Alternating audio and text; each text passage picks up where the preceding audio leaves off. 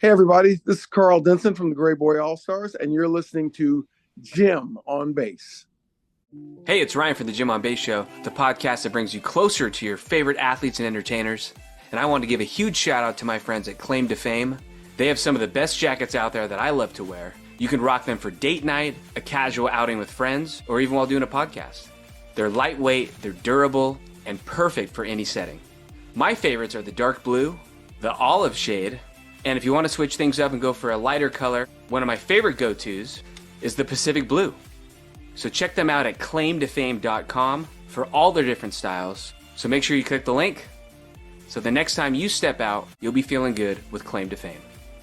Welcome back to another episode of the Jim on Bass Show. For today's very special guest, we have on somebody who plays saxophone, flute, he even sings. He kind of does it all. He's been a part of my favorite band, the Lenny Kravitz Band, and I saw him on tour this past summer with the Rolling Stones. He has his own bands like Karl Denson's Tiny Universe and the Gray Boy All Stars, and he's promoting his new album called Grab Bag 2007 to 2023 with the Gray Boy All Stars. Please welcome the great Karl Denson. Karl, thanks for coming on. Hey, how you doing? Doing good. And I got to say, are you on the road right now? Or are you at home? Or I am at home. Nice. Yeah, it's not. I leave tomorrow for about a week and a half. Okay, nice. You're on the road with the Tiny Universe or Gray Boy All Stars? Tiny Universe. We're finishing up our little fall runs. This is the end of the Mason Diesel Line tour, and so we're going down to Birmingham and Memphis, then going to New Orleans for a few days and doing Halloween there. Cool. And then we go to Houston and Austin. And then next month, we've got a handful of Gray Boy All Stars dates.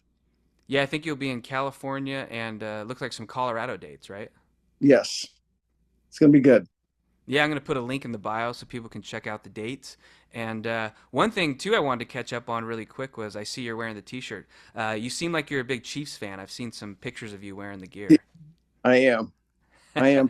Ever since I was a kid, I it's kind of funny because I grew up in Southern California, but me and my big brother, we just picked the Chiefs when we were very young, and now we're living the dream right now. Yeah, me and you are kind of enemies right now because you beat my Niners last week. Oh, you're a Niners guy. Yeah. We've given you guys a rough few years now. Yeah, I have a little PTSD. I was watching. I got a good friend who's a Niners fan, a new friend, and she's a friend of some of my really good friends who are Chiefs fans, and we watched the Super Bowl last year together in New Orleans, and and me and her were hitting it off, and we're sitting next to each other and having fun, and really enjoyed her and everything. And then at the end of the game, right as the big play happened, where we realized we won the game, we're celebrating, and I kind of look over the corner of my eye and I realized, oh man, she's getting killed right now. Yeah. I know how she feels. Yeah. So I sent her as a consolation prize when we played in Santa Clara this past summer with the Stones. They gave us jerseys, actual 49ers jerseys with our names on the back. Nice. And I was like, I'm not going to wear a 49ers jersey. So I texted her and asked her for her address and sent it to her. Oh, that's awesome. Yeah. Well, see, there's a Karl Denson on the Niners out there somewhere. Yeah, we try to be nice about it. We're trying to be magnanimous about how good we are right now, but yeah, it's because it's rough out there when you're losing, man. No, definitely. Do you go to games or have you met any guys on the team? Yeah, I go to at least a couple of home games a year. Nice. Do you have any other favorite teams, or is football kind of your main sport? I'm a Lakers guy. Okay. Yeah. And actually this year I'm going to my first Lakers game because I realized we were at the Chiefs Saints game a few weeks ago, and my drummer was talking about it, and he's a Saints guy. He's from New Orleans. So even though he was losing, he said, "You know what, man, this is so cool that I'm here because I'm getting to watch Patrick Mahomes, who's possibly the greatest ever to play the position, Yeah. And I said, yeah, that's really cool. And right then I was like, man, I have not been to a Lakers game. I didn't get to see Kobe play. and I haven't seen LeBron. LeBron's going to be gone in another couple of years. Yeah. So I came home and I actually called my buddy with Andy Frasco, Ernie, the sax player, Mm-hmm. who was living in L.A. Now he's in St. Louis. But I was like, we got to go see a game. I got to see a game, and it's time to make sure I don't miss out. So I got tickets for the Lakers and the Spurs. Nice. So I get to see AD, LeBron, Wembanyama, and Chris Paul at the same time. You're checking off all the boxes. I'm checking off the boxes. Exactly. I'm smelling the roses. Well, it makes me wonder too when there's all kinds of private events these days where bands get to play at like corporate functions a lot. Have you ever gotten to do that and maybe meet some pro athletes that happen to be at the same thing? Um, Maybe a couple, but the main thing I have to say, I have a high fail rate of taking advantage of situations, and like to this day, I'm miserable about this. When we played Broncos Stadium, Mm. I'm walking around. I'm the sax player with the Stones. Peyton Manning walks in with his wife, and I immediately have a big smile on my face, and I go over and I say hi to him, and he says hi, and he introduces me to his wife, and then I let him go. And then 5 minutes later, I'm like, man, I should be hanging out with Peyton Manning right now. Yeah. And then another 5 minutes go by, and I hear some guy running through the hallway going, Peyton needs tequila. Peyton needs tequila. And I'm thinking, I could be getting tequila for Peyton right now. So I'm trying to do better at this, at this Yeah. game of taking advantage of your position in life. Well, I guess you got to hurry up and leave Payne Manning to go hang out with Mick Jagger, right? So it's not the worst trade off. Well, yeah, I mean, that's cool, but I got to take advantage of it. I went to my first A-list party this last summer.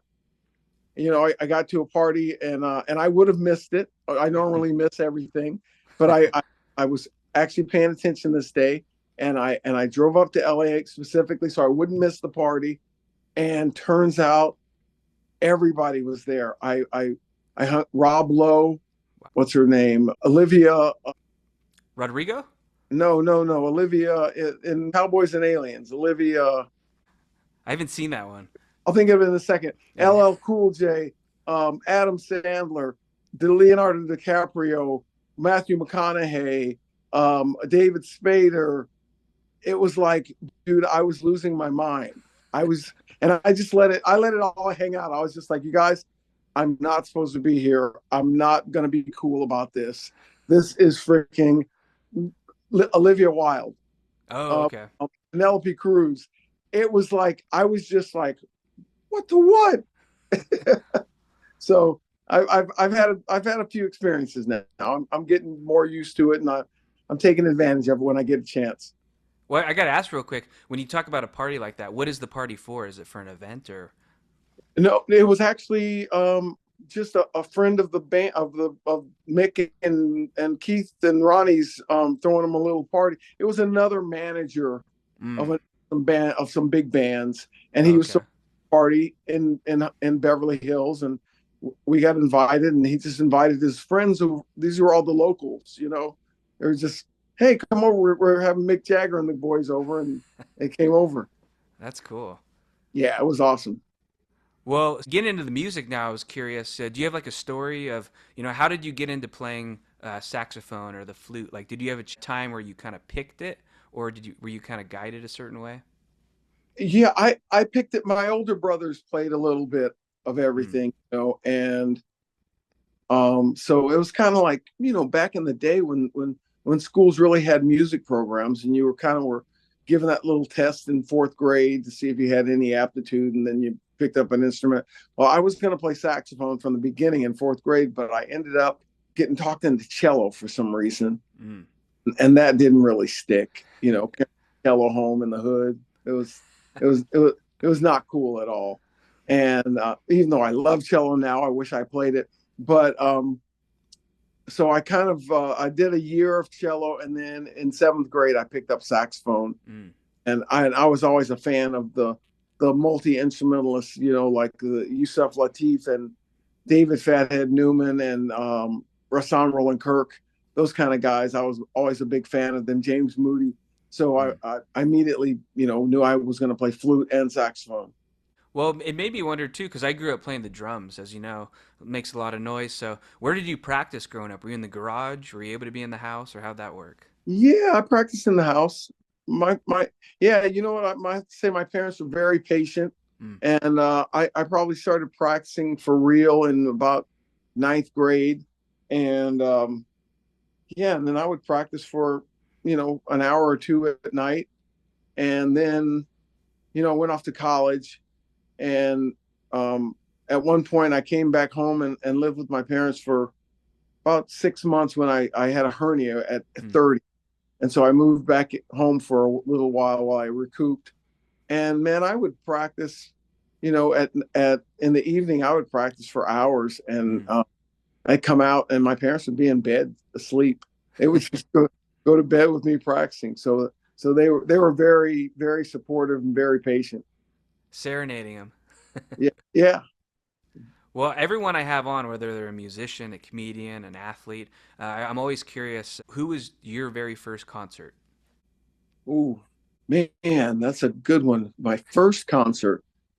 I feel like my first concert was it's a really funny story. It was, I think it was Cool in the Game. Mm. And this was back in like maybe 73, 74. So they were, a brand new band. But those guys were like real jazz players. And they were kind of into the avant-garde, like the whole late Coltrane kind of thing. Mm. And so I saw them at a little gymnasium in Santa Ana, California. And they they didn't play any funk, Mm. play any of their hits at all. It was an avant-garde jazz jam. Wow. Like they just got up there and jammed out, and people were leaving, and it was like kind of one of those weird things.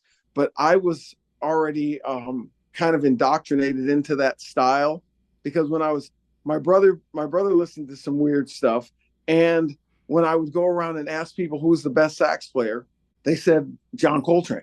So then I would be looking for John Coltrane records all the time. And so if I was at somebody's house and I saw that they had a John Coltrane record, I'd go, "Hey, can I borrow this?" And so the thing was, they were mostly the later records, the more avant-garde records, which nobody was listening to. So they would be like, "Oh, you can have that," you know. So I'm taking home John Coltrane record, Calusa Mama, and Interstellar Space, and I'm listening to this stuff like this is what's up. Mm. So when I heard Kool and the Gang kind of taking it outside like that, it was odd because I was expecting Jungle Boogie or something, but it didn't send me off scampering. Yeah. Well, it also my follow up to that is, you kind of grew up in the golden age of going to the record store, I imagine. So, was there any special records that stick out? Like maybe you saved up for one, or did you hang out at the records? Yeah, man, we bought a lot of records, and it was so much fun. The whole like, especially as a jazz guy, you could because Mm. you became attached to players. So half the time you just go there and read record covers and find out who's playing on this record. And if Herbie was on it, you might buy it, and you Mm. you wouldn't know who even the main artist was. You just bought it because Herbie and Ron Carter and Tony Williams were on it, or Mm. or Billy Cobham. So I remember buying the record that my most memorable records. There's two of them. One of them I bought. That was Alice Coltrane, Journey to Satchidanada, Mm. and it's just this beautiful spiritual record with sick, thick bass grooves, and and that record made me cry. Mm.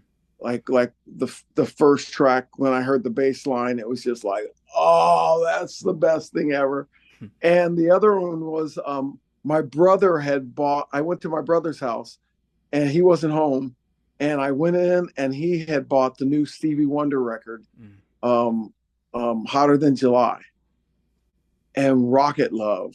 Mm. When I got to Rocket Love, that thing that messed me up, dude. I was like, "Wah!" All by myself in this house listening to this record for the first time, and it comes out of that. It comes out of that. I think it's. Did I hear you say you love me? So it's like and then it's just do boo doo doo doo doo doo doo doo doo doo, and I was just like, what the what? And man, it broke me down. Well, I've had you probably are very well aware or friends with Harold Todd. I've had him on the show, and he said he names some of his pieces. So do you name your instruments or? Not really, Okay. no. But on the Harold Todd thing, one of the best flute players on earth. He's really good, and he was a real inspiration to me when we were in the All Stars together. Mm-hmm. He was in the All Stars for like a year at the beginning, and then when he left, he did all that beautiful flute work on the first record on West Coast Boogaloo, which I would get credit for periodically. People, man, the flute's great on that, and I really had to step my game up when he left the band because there was nobody left in the band that played flute that well. So I really had to put some work in.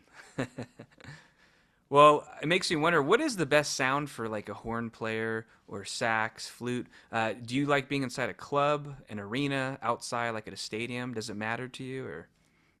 You know what? For a horn player, it's kind of opposite for a horn player and for a rhythm section player. For me, I like a room that has reflection. Like with the guitar players, whenever we play a show where it's real reflective, the bass player and the guitar player and the drummer usually are miserable. But they can't get control of their sound because it's bouncing off the back wall. But for a horn player, like if we play like a nice, you play probably around a 300-400 person club where it's got a nice reflection, or even a bigger room like a concert hall that reflects back at you. Mm-hmm. That's what I like, because it allows you to hear yourself, because you're playing against all these amplified instruments, and so the fact that your sound is coming back, it gives you some reference. It makes me wonder, have you ever played Ronnie Scott's in London? I have not. Have you heard of that place, or? Played that. I might have played that with Lenny back in the day. I remember we did something there with it was Lenny and Guar. You know the band Guar? I've heard of them, yeah. They're like this crazy they're literally like, dressed as like penises and stuff, and there's like, eruptions, and it's just like full on shock rock, like cutting off heads and all kinds of stuff, big show. We did something with them in a smaller setting like that, and it was like they're going to cover everything with blood and whatever, but it was one of those shows. I think I played Ronnie Scott's with Lenny there, but it was a very small. Yeah, very small. We played one or two songs kind of thing. Gotcha. Okay. Yeah, I went there a while back in London, and I know it's a historic kind of jazz place, so I had to ask. Right. Yeah. Well, we got to talk about the new album coming out, Grab Bag, 2007 to 2023. One thing that I thought's cool about it, there's a Michael Jackson cover on there, right? Right. Yeah. You know what? It's a funny thing with that band, because we make music very fast, and so a lot of times we'll make a bunch of music and then we'll lose interest in it and go like, okay, that was pretty good, but we can do better. So let's get together next month and do some more stuff, and we're always kind of in that mode of thinking. So a lot of tunes like that get left behind. And I have to say that I was really happy when they decided to, when Mike rediscovered them, because that specific session I always thought was great. There's some tracks on there where they were like, oh, it sounds like, sounds like a newscast, like a music behind a weather report, a newscaster or something, and I was like, but I love that song. And then we've got that song that sounds like, I forget the name of it, but it sounds to me like something from Beverly Hills Cop or something. And so we did all this stuff, and then we kind of lost interest in it. And And it's just great that we rediscovered it and now we're putting it out. Yeah, so that's songs from obviously that time period, '07 to Yeah, 23. Okay, gotcha. it's And just, multiple sessions where we got together to do writing, and then decided that we didn't like the song, so we put it shelved it. oh, okay. Well, one thing I thought's interesting, you mentioned how people said some songs might sound like it's in the background of like a newscast. Well, you've also done scores for movies, right? And I thought that's interesting. So, are you a big movie guy growing up, or? I'm a huge movie guy. I wouldn't say. Well, Mike actually is the guy who does soundtracks. Mm-hmm. We did as a band, we did the movie Zero Effect Mm-hmm. back in '96, I think. But Mike has done a lot of movies now. Really, I don't really hear the music when I'm watching a movie that much. Like Yeah.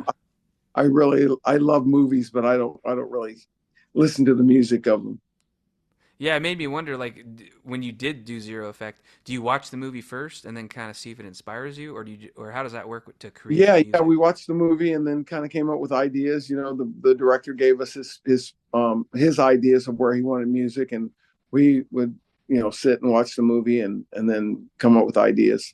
And speaking of movies, you've been in Coming to America 1 and 2. I thought it was really neat that they brought the band back for the sequel all those years later. Yes, it was very cool. I'll tell you the only sore spot of that for me is that on neither movie did we get credit. Mm. There's no Sexual Chocolate credits for either movie. Wow. I have a little bone to pick with those guys. Yeah. Actually, I did an interview earlier today. We're playing in Memphis with Tiny Universe day after tomorrow, and they mentioned that they know the director of the second one. Uh-huh. Told them to send that message to him that Yeah. Chocolate is not credited in either one of the movies, which is a travesty. No, totally is. I thought that'd be like a automatic, you credit everyone in the movie, so You would think, yeah. but we fully got left out. It was kind of, Wow. and I got like a huge feature on the last one. The second one, I got Yeah. like, there's me playing sax for the like a minute and a half at the end of the movie, but no credits. Nobody knows who I Wow. Well, if it makes you feel any better, I know who you are. And I appreciate that. we're getting the word out now. And Yeah. one last question on that, though, is Eddie Murphy, you got Tracy Morgan, people like that. Did you guys, since you're there and you're playing, obviously, did you play like a little concert for the actors in the room, or is it just snippets? No, not really. Oh, I don't okay. know if we even had real amplifiers and stuff if they were hooked up. But I'll tell you the greatest thing in finishing. Here's a great Tracy Morgan story. So um, we're taking lunch break and I'm hanging out downstairs, and one of the guys in my band in Sexual Chocolate texts me and goes, "Hey, come to the lunchroom. Tracy Morgan's up here." And so I go up to the lunchroom, and Tracy Morgan is hanging out with these kids, these 20-year-olds who are in the movie with him or on the crew, whatever. But he's hanging out with him, and he's got his MP3 player and his Bluetooth, and he's playing a bunch of tunes, and he's kind of like, schooling them, and he was playing like some Jimi Hendrix, and he's telling them all about it, and he's, doing a bunch of air guitar, and and and so at one point he looks at everybody and looks at these kids and goes, I bet you blah blah blah. I can air guitar the guitar to beat it perfectly. And dude, he puts on Beat It, and he gets to the guitar solo, and he starts air guitaring the guitar solo, and it's the funniest thing you've ever seen. And I've got it on my phone somewhere. Oh, awesome. He's literally, when the guitar goes up, he goes up. When the guitar goes down, he goes down. It is incredible, dude. One of the funniest situations I've ever been in. Yeah, that's awesome. Sounds like he's a lover of music, so you gotta love that. Yeah, exactly. Well, I told you before we started, I'm here in my hotel room in Las Vegas. I'm here to see your old pal Lenny Kravitz. He's doing a residency. So made me wonder, how did you meet him? Was that in LA or New York, or how did it come I about? met him in LA through a friend of mine, a trumpet player who knew Mm. him in high school from their high school years. And Lenny had called Michael about doing some horns on a session that he was working on. And so he called me and we went up and did some horns on a couple of tracks that Lenny was producing for this other artist. And then that was in 87. Mm. And then in 88, he called us to New York to work on Let Love Rule. And then just luckily somehow I did good on that solo, and the record company loved it, and then he called me a few months later and it's like, hey, the record company really likes your playing, and so come to New York and let's finish the record. And so I came to New York and finished up Let Love Rule, and I was the first member of the band. Wow. Yeah, I was going to mention that epic solo, and it's got to be cool for you because it's been remixed. You've had other horn players come through after you, and it's got to be neat to know that you kind of paved the way on that. And they still do that It, jam live on it, so. it was kind of amazing, and I've never been, I've never been a huge fan of my own playing. So there's always a bit of like wonder if that's good enough, and Mm. for that thing to take off like that was really rewarding. Yeah, how did that go? Did he just say make a solo for me, or did you have any guidance, or how did that kind of come Yeah, about? I mean, no, we were just in the studio and I'm playing and I was kind of like, in a way, I was kind of trying to piece it together, like, okay, I'd get a take, but I'd be like unhappy with the second half of it or with the middle of it, and I'd be like, okay, we can punch this, and but it never feels completely unified when you do it like that. Mm-hmm. And so, Lenny just kept going, come on, let's do another one. You can get a whole one. And finally I got that one. And there's things in there that I would have maybe changed if I was at home by myself, but he loved it. And then the record company loved it. So it was awesome. One thing I always love is I've seen him interact with like Harold Todd in the past few years. I'm sure he did it with you, where you'd be playing and he kind of goes up and acts like he sticks his head, and I'm like, how does he not get his ears blown Yeah, we're not that loud. out? The saxophone's not, and Mm. and it's really not nearly as loud as his freaking amp. He used to have this amp. We called it the Roach Motel. It was an old Fender, and it was just one speaker, and it was probably, like 18 by 18 kind of box. It was this um, um, gold tweed box, and we would go to a sound check, and we'd get the sound all dialed in, and then Lenny would show up, and he would turn that thing on, and it would ruin everything that we'd worked on for sound. Like it was just it was just made to distort because he wanted that sound, and so we're him sticking his head in Harold's horn is nothing compared to him just listening to himself.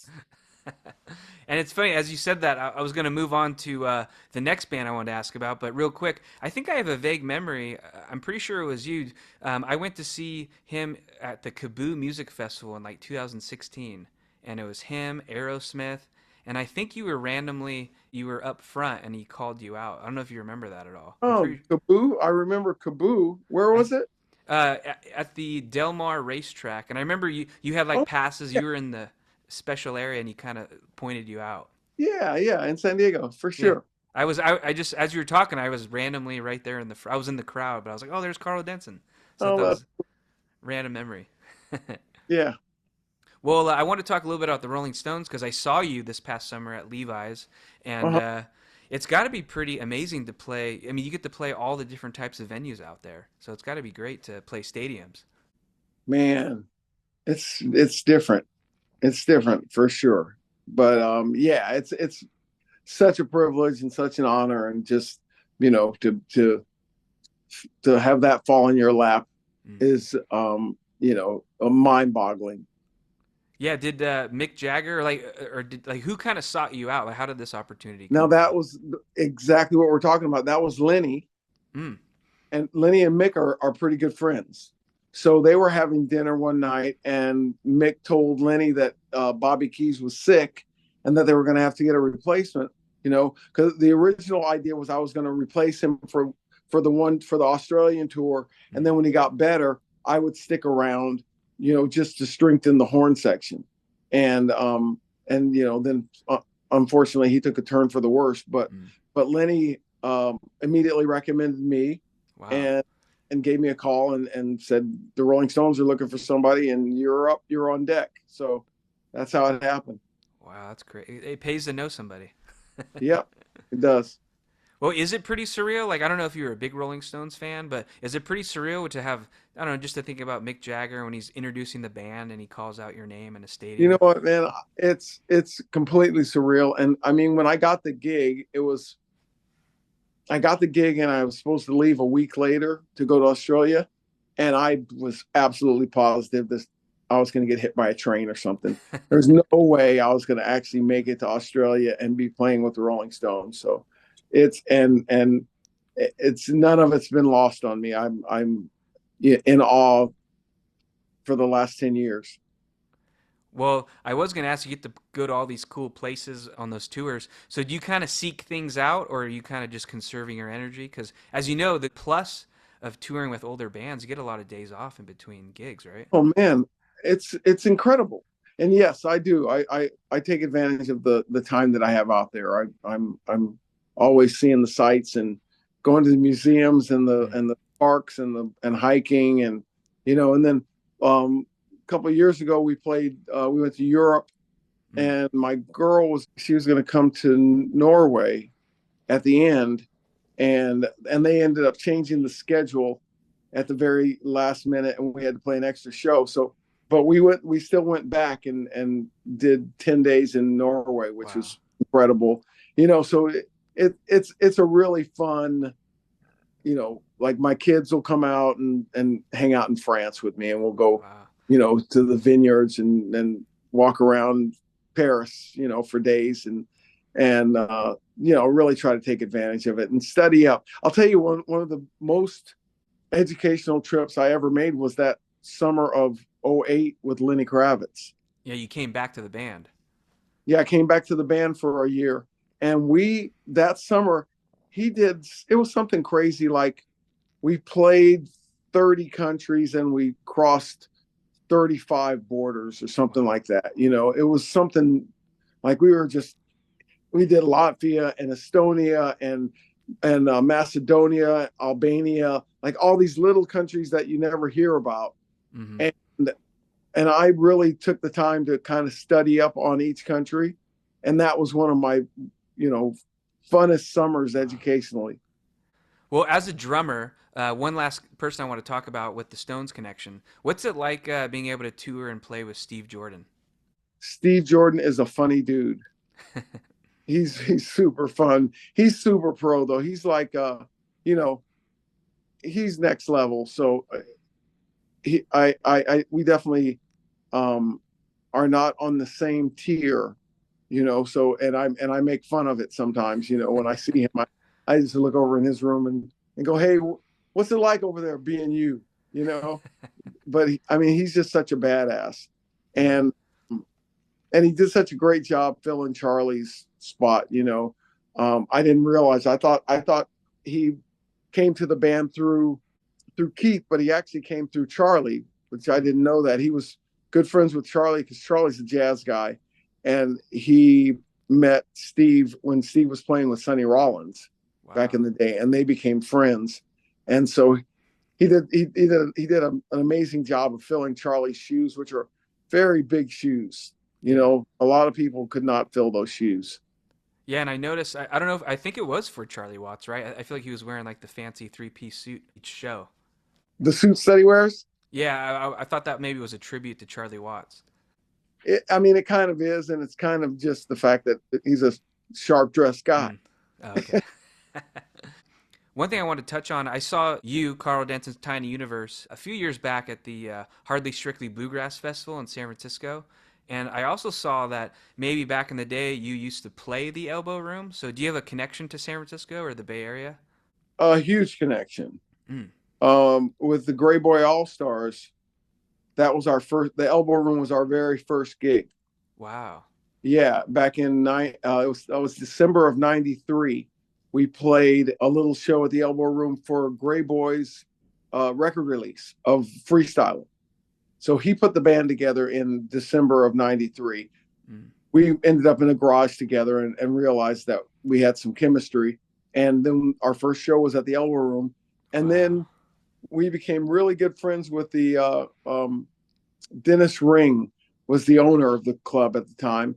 And the cool thing about the Elbow Room was they had a bar downstairs and a bar upstairs. And so they would let us take the whole door. So it ended up, if you get 400 people through there, at $10 a head, you're making money. And so we could afford to go to the Bay Area and play San Francisco, Santa Cruz, San Jose, and and kind of tool around. So it got us out of San Diego. Yeah, it's as you know, Elbow Room's no more, and you always knew you were there when you smelled incense burning. Such a classic Hmm. place. Yeah. Yeah, no, I love that room. Well, you kind of mentioned they're playing different places. You got some upcoming tour dates, like we mentioned. You're going to Santa Cruz, Colorado, Bay Area. So, and it's hopefully I can catch a show. I'm excited to see you in action again. Yes, man. The I'm really excited to do some more playing with the Gray Boy All Stars. That's kind of my favorite band to play with as far as being a saxophone player. It's really, the music is really fun, and it's kind of really blues based, and so I dig that. And it's where I kind of want to land eventually. Yeah, because I know with Lenny, Rolling Stones, I imagine the gigs are pretty much very structured. So is that kind of where you feel more free and really get to express yourself? Yeah, for sure. And the fact that the style of the music is kind of like, I just consider that the best stuff. The boogaloo, Mm. playing the West Coast boogaloo. Yeah. That's my favorite thing to do. Well, Carl, I got to say, it's been a lot of fun to have you on the show. I'm glad we could work out a time, and thanks for coming on the show. Hey, thanks for having me. Good to talk to you. And I'm going to try and sneak over to one of your shows later next month. So hopefully I get to Yeah, say hi in person. I'll see you Cool. soon.